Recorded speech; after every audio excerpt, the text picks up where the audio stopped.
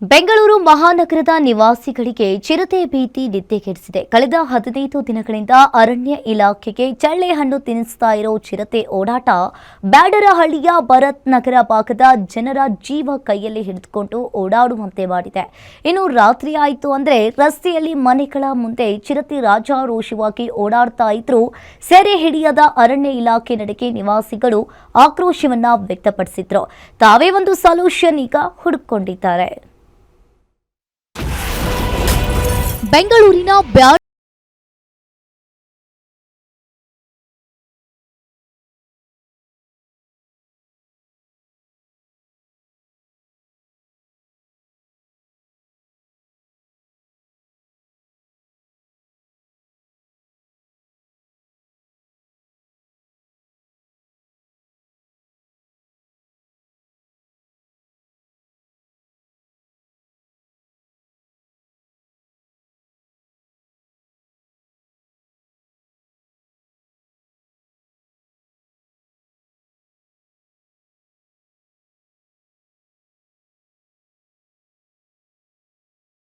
ಬದುಕೋ ಸ್ಥಿತಿ ಬಂದೊದಗಿದೆ.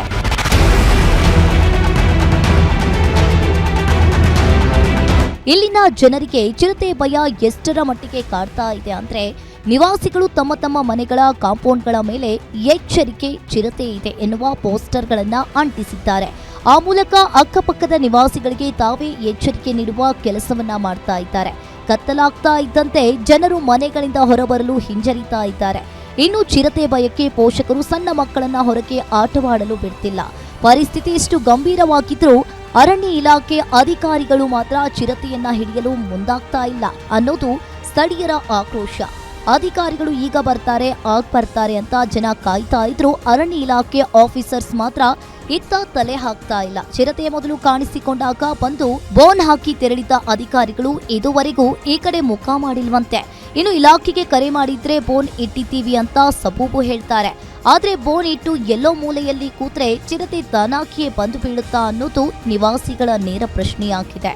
ಬ್ಯಾಡರಹಳ್ಳಿ ಹಾಗೂ ಸುತ್ತಮುತ್ತಲಿನ BL ಬಡಾವಣೆಯ ಎಲ್ಲ ನಿವಾಸಿಗಳಲ್ಲಿ ಭಯಭೀತಿ ಹುಟ್ಟಿಸಿರ್ತಕ್ಕಂತಹ ಚಿರತೆ ಆಗ 1 ತಿಂಗಳಿಂದ ಪದೇ ಪದೇ ಅಲ್ಲಿನ ನಿವಾಸಿಗಳಲ್ಲಿ ಆತಂಕದ ಒಂದು ವಾತಾವರಣವನ್ನು ಸೃಷ್ಟಿ ಮಾಡ್ತಿರ್ತಕ್ಕಂತಹ ಈ ಚಿರತೆಯನ್ನು ದಯವಿಟ್ಟು ಫಾರೆಸ್ಟ್ ಅಧಿಕಾರಿಗಳಲ್ಲೇ ಆಗಲಿ ತುಂಬ ಕಠಿಣವಾಗಿ ಕಾರ್ಯವಹಿಸಿ ಒಂದು ನಿರ್ಧಾರವನ್ನು ತೆಗೆದುಕೊಂಡು ಆ ಚಿರತೆಯನ್ನು ಆದಷ್ಟು ಬೇಗ ಬಂಧಿಸಬೇಕಾಗಿ ತಮ್ಮಲ್ಲಿ ವಿನಂತಿ ಮಾಡಿಕೊಳ್ಳುತ್ತೇವೆ.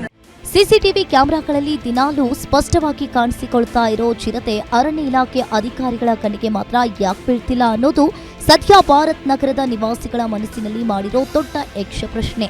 ಇನ್ನಾದರೂ ಅಧಿಕಾರಿಗಳು ಎಚ್ಚೆತ್ತುಕೊಂಡು ಚಿರತೆಯನ್ನ ತಕ್ಷಣ ಸೆರೆ ಹಿಡಿದು ಜನಸಾಮಾನ್ಯರ ಭಯವನ್ನ ದೂರ ಮಾಡಬೇಕಿದೆ. ಉಲ್ಲಾಸ್ ಎಸ್ ಕಿರುವಾಸೆ, ಗ್ಯಾರಂಟಿ ನ್ಯೂಸ್, ಬೆಂಗಳೂರು.